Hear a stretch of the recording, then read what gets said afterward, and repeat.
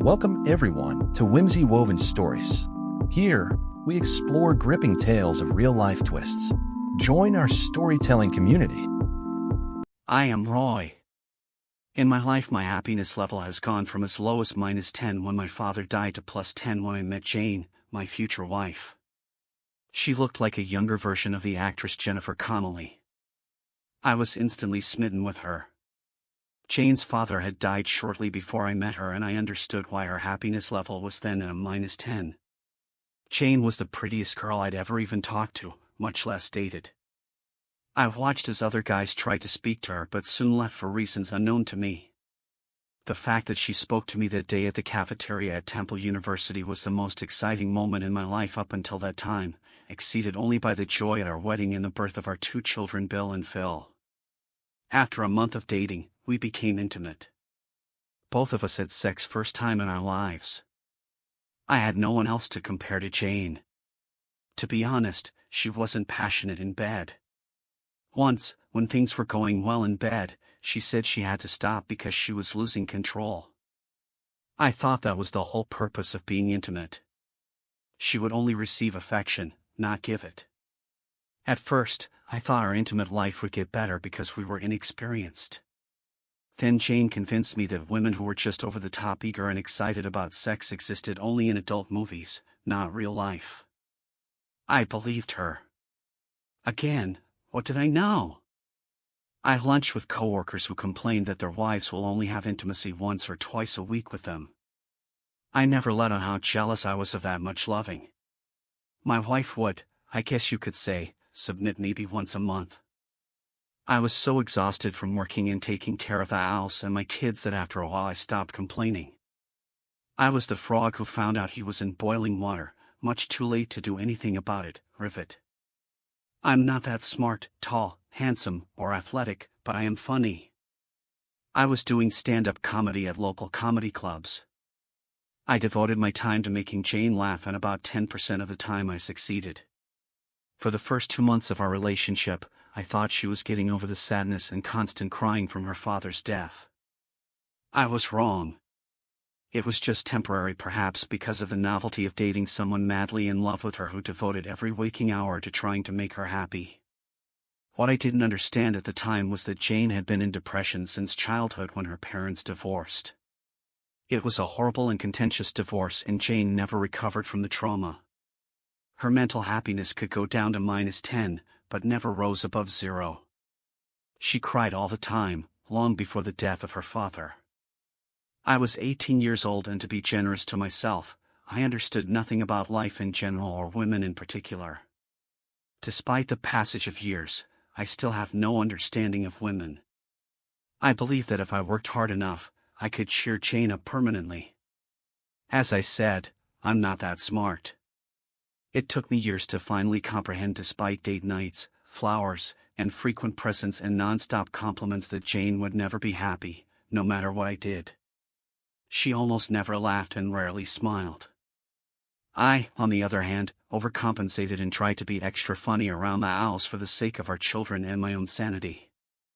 I was their primary caregiver. Their births were 2 of the happiest days of my life, unfortunately. Those births didn't make my wife happy. After the birth of each of our sons, my wife went into a postpartum depression, and I took care of feeding and diaper changing. Jane stayed up all night watching TV or online with a toy, enjoying herself, with which she pretty much replaced me. I told her how devastated I felt to be replaced by a toy. It seemed she didn't care about my feelings because she didn't respond. She slept until at least noon, so making the kids breakfast, dressing them, and taking them to school was my job. I begged her to go to a psychologist or a marriage counselor, but she refused. She taunted that if I didn't like her frame of mind, I could divorce her. She complained that I was always trying to cheer her up and not acknowledge that she didn't want cheering up. I loved her too much to leave her, but I had another reason to remain in the marriage. I was afraid that if I did divorce her and she won custody of our children, it would emotionally destroy them, so I stayed. My happiness was not as important to me as the happiness and well-being of my children. Several times I tried to talk myself out of loving her, but I failed. I love her too much to give up. I know that's neurotic behavior, but most comedians are a little neurotic. The best ones I've met are totally insane. I begged Jane to see a shrink to prescribe antidepressants, but she refused. I think she was afraid that they might work. She preferred to wallow in her misery and indulge in what she called shopping therapy at the local mall. She spent most of her waking hours there, claiming that it was the only activity and location that made her happy. Later I would understand why. She now owned more shoes than Imelda Marcos, the wife of the former president of the Philippines, ever did. It never dawned on me that she could be having an affair with anyone or anything except her toy. There were no girls' nights out. She was home every night. For our 10th wedding anniversary, I planned a surprise weekend for all of us at Disney World. I was sure that would cheer up my wife. They call it the happiest place on earth, and I thought it might pull her out of her funk for at least a few days. I came home from a hard day at work excited about telling my family about the trip next week, hoping for a hug and a kiss only to find my wife crying after I told her. It happened at least once a week. She could not articulate any reason for her constant sadness. I lost it. Years of compassion and empathy hadn't worked, and now I was furious. You're crying about going to Disney World? You must be out of your mother-loving mind. You have a husband and 2 children who love you. We're all in good health. We have food on the table and a roof over our heads. What the hell is wrong with you? What do you want? What will it take to make you smile at me when I come home from work and hug me or act like you're glad to see me or show me some appreciation for supporting you and our children? I was furious and didn't want the children to see me like this, so I stormed out of the house. I didn't go to a seedy bar to get drunk, which I think is what a husband is supposed to do in a situation like this. I retreated to my favorite restaurant where I stuffed my face with 2 Big Macs and enough French fries to feed a small army of children and an apple pie which I washed down with a caramel ice frappe, which to me beats a beer any day of the week. You can keep all your expensive Michelin-rated restaurant. The only food I enjoy more when I'm stressed out than a Big Mac is a pizza. I'm not what you might call a gourmet. I returned home with happy meals for our children Bill and Phil. Jane took me by the hand and led me to our bedroom away from the children. Roy, it's your fault that I'm always so sad and depressed. Being with you brings me down. I'm sure if I left you, I'd feel much happier. I'm not in love with you. I'm not sexually attracted to you. I never was. I settled for you because no other guy would put up with my depression and constant crying. I never wanted to have children. I think that the only way I can be joyful is to leave you and the children. I found a man who excites me and makes me feel happy and whole. He's the kind of man I need. He doesn't want children either. I must follow my dream. To me, it sounded more like a nightmare.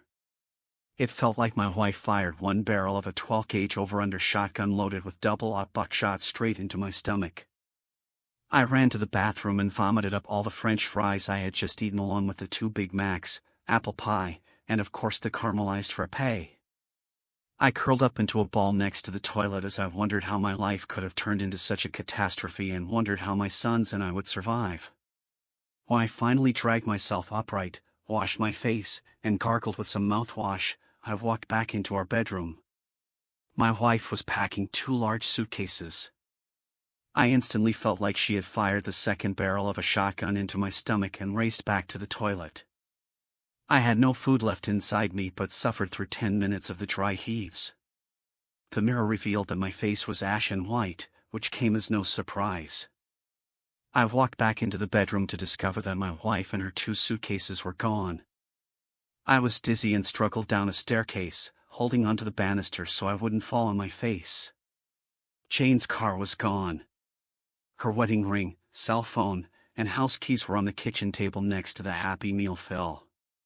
My youngest son was still eating as he played with the toy that came with it. My oldest son, Bill, was crying. His face was red as if he'd been hit. Mommy doesn't love us anymore. She left and said she isn't coming back. I grabbed onto her leg and tried to stop her, but she slapped me, pushed me away and told me to leave her alone. "Will you leave us too?" "Will Phil and I have to live in an orphanage," he said through his tears. "No," I replied. "I'll never leave you," I said as I hugged both of my sons tightly. What kind of mother could do that to her own child or any child? But even so, I hoped that my wife would return in a day or so and try to make things right, at least with our children. She didn't. I canceled her credit cards to force her to return, but she didn't. Later I would discover that when her father died, he left her a ton of money which she never told me about. She had enough money to survive for years without my financial help. It would have been nice if she had used some of that money during all these years to help our family financially, so I wouldn't have had to work so much overtime. I now realized that she had wanted me to work overtime so she didn't have to spend time with me. I guess I didn't have the slightest clue as to who my wife really was. I guess you could say I was blind because, as the song goes, when I saw her, I was looking through the eyes of love. I contacted her friends and family. They too were in the dark. Only her mother promised to inform me of anything she learned about her daughter, as she apologized for the way her daughter treated me and especially our children. She was afraid that I would prevent her from seeing her grandchildren, but I wouldn't do that, I told her. No one beside her mother had heard from her since she left, but no one was surprised. The consensus was that I was an idiot not to understand that she had always been crazy, or at least clinically depressed. I couldn't argue. My own mother, who was also a little crazy, did however come through like a champ and came over every day after school to take care of the kids until I returned from work. I learned from my mother-in-law that my wife had a boyfriend named Dennis for the past 2 months before she left me. He was a handsome 40-year-old with silver hair and a tan face who called himself an actor. His sole acting credit was a commercial for false teeth made 10 years earlier. His day job was selling women's shoes, which was how he met Jane and why she was always at the mall shopping or sneaking out to his apartment a block away from the mall. 2 weeks after she left me, her attorney served me with divorce papers. She didn't want any money. She agreed to pay me child support and sign over her share of the house to me and waive her parental rights. The divorce wouldn't be final for a few months. I still hoped that my wife might reconcile with me, or at least our children. I phoned her lover from what must have been the last payphone in Los Angeles. It was at the Union train station downtown. I didn't want a call to be traced back to me. I asked Dennis if he knew what Jane's husband looked like. He said he didn't. Could I reply, "Then if you keep screwing my wife, you won't recognize me when I sneak up on you with a baseball bat and bash you in your handsome face, ending your acting career?" Then I hung up. A week later I learned from Jane's mother that Dennis broke up with her, saying that she wasn't worth the risk. His face was his fortune, he claimed. Considering that he acted in only one commercial in 20 years, he was as seriously deluded as Jane. Even if he was talented, trying to nurture an acting career in Philadelphia makes as much sense as moving to Florida for the skiing or mountain climbing. I'm not a shrink, but I think their primary attraction to one another was their ability to ignore reality and live in a dream world fantasy. I guess my wife couldn't stand the work and responsibility of taking care of a house, and that's called real life, and it was something Jane and her lover wanted to avoid at all costs. Sure, sometimes even the best kids can be trying, but when my children hug me and tell me they love me, it makes my life wonderful and keeps me going through the hard times in life. How could Jane not understand that, or more importantly, feel that? According to her mother, Jane had a nervous breakdown after Dennis left her. She was alone and just as sad as she'd ever been. The excitement of her clandestine love affair had worn off even before Dennis dumped her. I had half hoped that if the bloom was off her love affair, she might come home. Yes, I still loved and missed her, but my greatest concern was the effect her abandonment was having on our children. They sulked around the house and their teachers were concerned about their behavior. Their grades dropped and Phil was acting up and getting into fights with the other kids who called his mother bad names. There are a lot of negative things I could say about my mother, but she is smart and never minces words. When I complained to her that I had done everything right as a husband and didn't understand what went wrong, she quickly answered, "Everything went wrong because the woman you married was wrong. Everyone but you saw this coming from day one." Emotionally, she has always been a basket case, believe me. It takes on to no one. Then my mother gave me a hug. No matter how old I'll ever become, there will never be anything as therapeutic as a hug from my mother. My mother was only 16 when she gave birth to me. I have friends who have siblings with a great age span between them. Her boyfriend, my father, did the right thing. They remained married until his death by a heart attack many years later. Being married to my mother wasn't easy for my father. Sometimes he would complain how self-centered and narcissistic she was, but he always stood by her and loved her with all his heart until his last breath.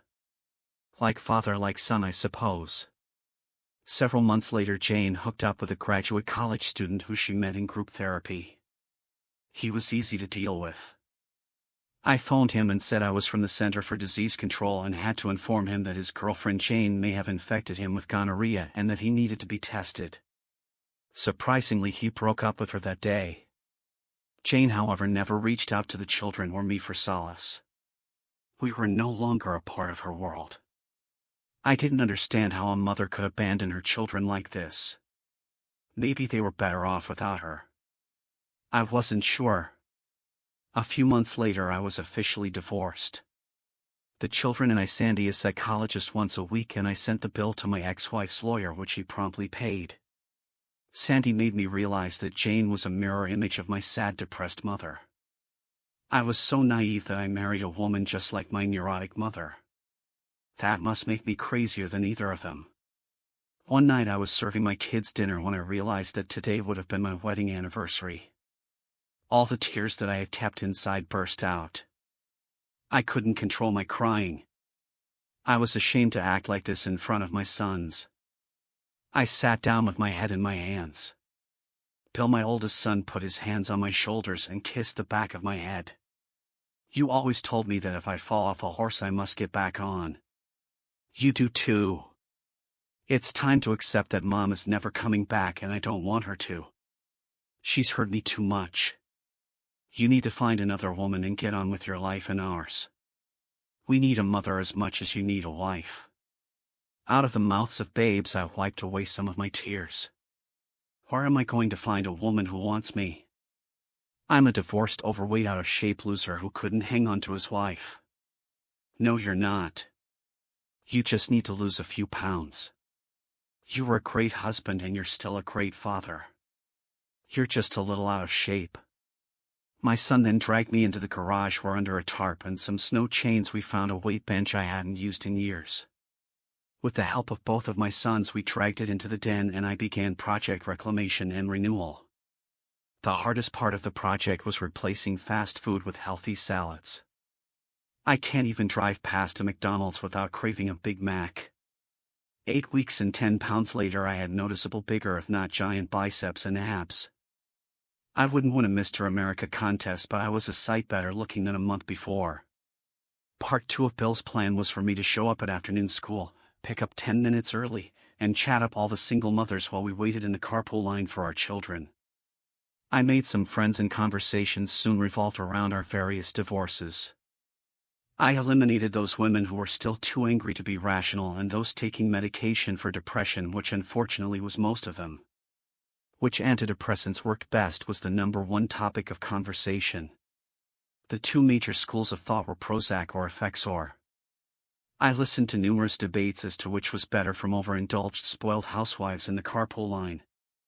I don't know if it was true, but they all agreed that those two drugs lowered their sex drives, but they, unlike their ex-husbands, didn't seem to mind. I met two widows, Susan and Tammy, who weren't on antidepressants and seemed sweet. Susan's husband died in Iraq. Tammy's husband died of cancer. I liked both and couldn't choose between them until Susan, who understood my indecision and dilemma, told me to date Tammy because Susan was moving to California at the end of the school year so her children would be closer to their grandparents. Susan became my dating coach. She took me clothes shopping to the mall, and as she slipped on the escalator I grabbed her hand. I didn't let go and we held hands like teenagers as we walked through the mall. I hadn't felt this happy since I married Jane. I loved our time together. My current wardrobe was too large because of my weight loss. Susan recommended a new barber and a new hairstyle. She gave me a list of things not to talk about on a date. With Susan's encouragement, I asked Tammy out for a dinner date. Susan bought me a new necktie to wear for good luck. My date with Tammy was a catastrophe. After a barrage of questions about how much I earned and what I owned, she gave me a list she printed up on PowerPoint of what she expected from her next husband financially. At first I laughed because I thought she was joking. She wasn't. I felt like I was applying for a loan. She wasn't looking for a partner but a paycheck. She wanted a rich second husband like her idols, the Kardashians. That was it for me. I told her that I rented my home and had no money, which were lies, but that ended all interest she had in me. I brought her home early and phoned Susan with a play-by-play. Then I surprised myself and blurted out, "Susan, I love the time we spend together. I have strong feelings for you. Please don't move away. I think we could be good for each other and our kids." Susan began crying. I had 2 months to change her mind about moving. We made a dinner date for the next night at a romantic restaurant called Chuck E. Cheese. Okay, so maybe it wasn't the most romantic restaurant in town, but since neither of us could get a babysitter on such short notice, it was perfect for our kids. I felt like I'd known Susan my whole life. We hated the same music, movies, and food, and especially the Kardashians. "If we get married, you must swear that you'll never make boiled chicken." I was serious. It was all that my mother ever made, and I gagged just thinking about it. Susan agreed, but only if I never made her eat broccoli. My 2 sons ignored Susan's 2 daughters. It could have been worse. They might have hated each other. We dated for a month before we were intimate. It was worth the wait. The excitement and anticipation made the event off the charts exciting. The fact that we'd both been celibate for quite a while may have helped. I was shocked and speechless at the difference between intimacy with Susan and Jane. It was then that I realized that though Jane passively lay there and allowed me to be intimate with her, she never made love to me. I felt like a man dying of thirst in the desert who has just found an oasis filled with all the cool drinking water he could ever want. I knew that I had finally found the right woman. I realized that marrying the first girl I'd ever slept with was a major mistake. If I had known which end was up sexually, I never would have married Jane, because I would have understood that she was sexually frigid and in many other ways she was a lost cause. In my defense, I was only 18 when we met and not a very bright or experienced 18. A few nights later I phoned Susan to cancel our date because Phil broke his leg falling off a swing in the playground and we were at the hospital to get a cast put on. He was in a lot of pain. We returned home to find that Susan used her key to come in and made dinner for both of our families. She brought a marker so we could all sign Phil's cast. Phil curled up in Susan's arms and cried because of the pain he was in despite the painkillers he took. I didn't feel jealousy that he sought comfort in Susan's arms instead of mine, only gratitude. I cried because now my children had a great woman in their lives who loved and cared for them in a way their birth mother never did. That night Susan slept in bed with Phil because he asked her to. She carried him to the bathroom several times that night and sang to him so he could go back to sleep. I slept on the living room couch and her daughters slept in my room. I realized that the best thing that Jane ever did for us was to abandon us so we could meet Susan. Some nurturing women like Susan are natural-born mothers and wives, and they will never change no matter what, and some like Jane are not, and that will never change either. 2 days later, during dinner at our special romantic restaurant, Chuck E. Cheese, with Susan and her kids, my sons and I each got down on one knee and asked her to marry all of us. Susan cried as she shook her head no. I was devastated and my sons began crying. Susan put her arms around all 3 of us. She told us that she loved us and wanted to spend the rest of her life with us but couldn't marry me. She and her daughters received veterans' death benefits, which she was saving to put her girls through college. Her benefits would terminate if she married before she was in her 50s, but that wouldn't stop us from living together. A month later, when the lease on Susan's apartment was up, she and her daughters moved in with my family. My boys now had to share Bill's room while their new sisters would share Phil's old room. Of course there was a lot of complaining, but they all soon got over it when I equipped each bedroom with a big screen TV and Xbox to make my new stepdaughters feel at home. Susan and I placed photos of the girls with their mother and late father in the living room and dining room. My sons insisted on removing all the photos of their bio mom from the walls of our house. Life was more than good. I invited my former mother-in-law over for dinner and she and Susan hit it off. My mother-in-law was happy that her grandchildren had such a warm woman to love and care for them. She understood what a failure her own daughter had been when it came to showing love and warmth to the boys. I guess my former mother-in-law brought Jane up to date on our lives because a week later I answered the doorbell and found my ex-wife Jane standing there with a suitcase in each hand. There was no love or warmth in my heart. "What do you want?" I barked. She began, "I've been no happier without you than I was with you. I miss how you took care of me. I want to come home," she pleaded. She never mentioned missing or loving me or our children. It was still only about her and what she wanted. That was the moment when I realized how self-centered and narcissistic she had always been. I hadn't fallen in love with the real Jane but with a fictional version that had existed only in my imagination for all those years. "No way," I blurted out. Susan came up behind me and I explained who the crying woman in the doorway was. Susan shook Jane's hand, invited her in, and then Susan called for my sons to come to the door. "Your mother is here," she yelled up the stairs. Phil and Bill came down the stairs slowly. It was the first time I could remember when they didn't race down the stairs 2 steps at a time. This was the first time they'd seen Jane since she abandoned us. They were frightened and hid behind Susan as their belle mom got down on her knees and held open her arms to hug them. They backed away from Jane. "But I'm your mother," Jane pleaded. "A real mother would never abandon her children." Bill screamed out through his tears as he held Susan's hand. "You never loved us or acted like our mother. Susan loves us and we love her. She acts like our mother, treats us like our mother, and loves us like she's our real mother. So she really is our mother now, not you. Dad, we love Susan. Please don't let your ex-wife ruin this for us," he said as he pointed to my ex-wife, to whom he refused to call his mother. "Susan doesn't sit around all day feeling sorry for herself, crying like you always did. She's too busy doing things for us.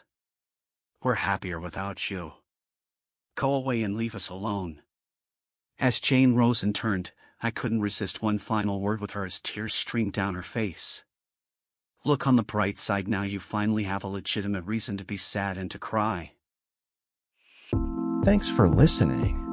Share your opinion in comment section and also do like and subscribe to the channel.